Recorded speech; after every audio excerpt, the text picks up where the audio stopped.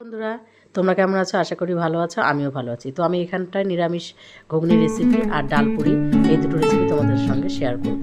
তো প্রথমে আমি ঘুগনির ডালটা আমি সিটি দিয়ে নিয়েছি প্রেসারে।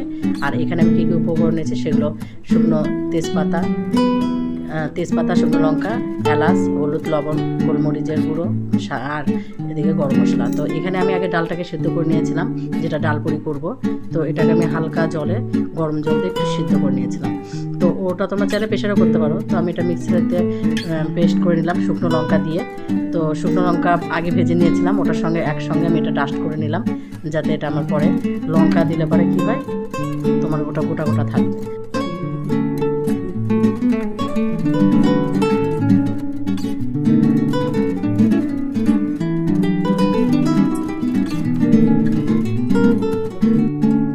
এখানে আমি নিয়ে নিয়েছি শুকনো লঙ্কা, তেজপাতা আর তোমার পাঁচফোড়ন আর এলাচ। তো এগুলো আমি দিয়ে দিলাম কড়াইয়ের মধ্যে। তো এগুলো দেওয়ার সঙ্গে সঙ্গে আমি একটু জাস্ট লো ফ্লেমে এটাকে আমি হালকা ভেজে নেব, যাতে তার সঙ্গে দিয়ে দিলাম মশলা। যাই মশলা খাবে তো মশলা, আমি এখানে শুকনো লঙ্কা আর গোটা কাঁচা লঙ্কা দিয়ে করছি, যাতে ঝালের পরিমাণটা একটু কম হয়, বাচ্চারাও খাবে সেই কারণে। তো তোমরা চাইলে নিজেদের মতন লঙ্কাটা পরিমাপ করে দিতে পারো। তো এখানে আমি দিয়েছি। তো এখানে আমার আলুটা আগে থেকে সিদ্ধ করা ছিল, সেটাকে আমি এর মধ্যে ছেড়ে দিলাম। তো এটাকে আমি একটু কষিয়ে নেব।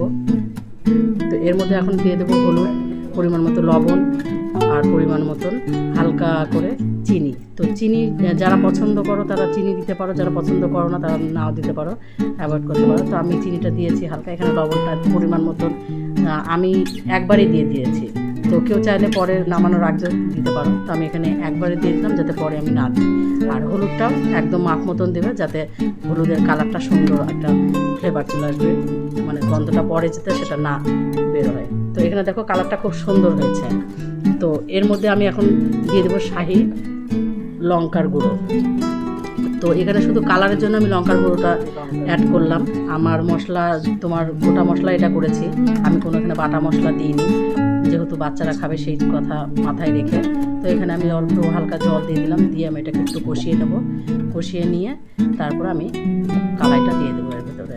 তো তোমরা চাইলে এইভাবে শর্ট টাইমে করতে পারো, এটা খুব সুন্দর একটা পদ্ধতি। তো আমি এখানে কালাইটা সিদ্ধ করা ছিল, সেটা আমি এর মধ্যে অ্যাড করে দিলাম। তো কালাইটাকে সিদ্ধ করে আমার কষানো হয়ে গেছে। তো এর মধ্যে আমি এটা নামিয়ে নিলাম। তো এর পরে যেটা হচ্ছে যে তোমরা কেউ যদি গরম মশলা খাও, গন্ধের জন্য অনেকে অ্যাভয়েড করতে দিতে পারো, না চাইলে না দিতে পারো। তো আমার এটা রেডি হয়ে গেছে। তো এরপরে আমি ডাল পুরিটা করবো। তো ডাল পুরির জন্য আমি আটাটা আগে থেকে রেডি করে রেখে দিলাম, যে এটা করতে হবে। তো লেচি করা হয়ে গেছে আমার। তো এর মধ্যে পুর দেখে নাও আমি কীভাবে করছি। তো এইভাবে প্রত্যেকটা পুর তোমরা করবে।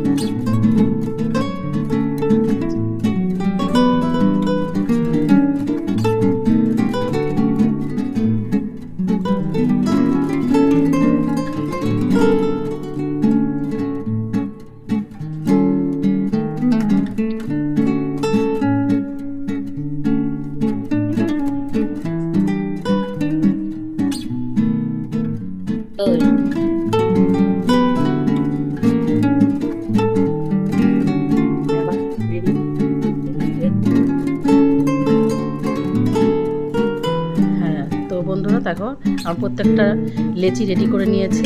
এবার আমি বেলে বেলে এক এক করে ভেজে নিচ্ছি। তো তোমরা একটা জিনিস লক্ষ্য রাখবে, ডাল পুরি করার সময় আটাটা আগে থেকে ময়াম দিয়ে রাখবে না বা মেখে রাখবে না।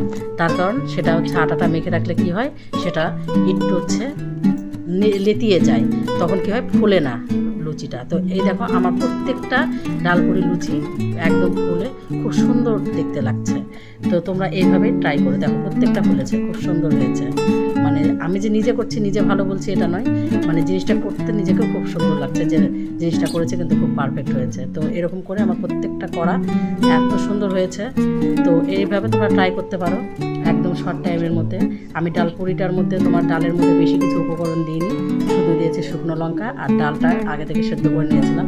তো তোমরা সেদ্ধ করবা প্রেশারে নয়, তোমরা সেদ্ধ করলে ফ্রাই প্যানে সেদ্ধ করে হালকা লবণ আর খাবার সোডা দিয়ে সেদ্ধ করো, পরিমাণে অল্প পরিমাণে জল দিয়ে। তো সবাই জানো কীভাবে করতে হয়, তাও আমি বলে দিলাম একটু। আর এই দেখো আমার ডাল একদম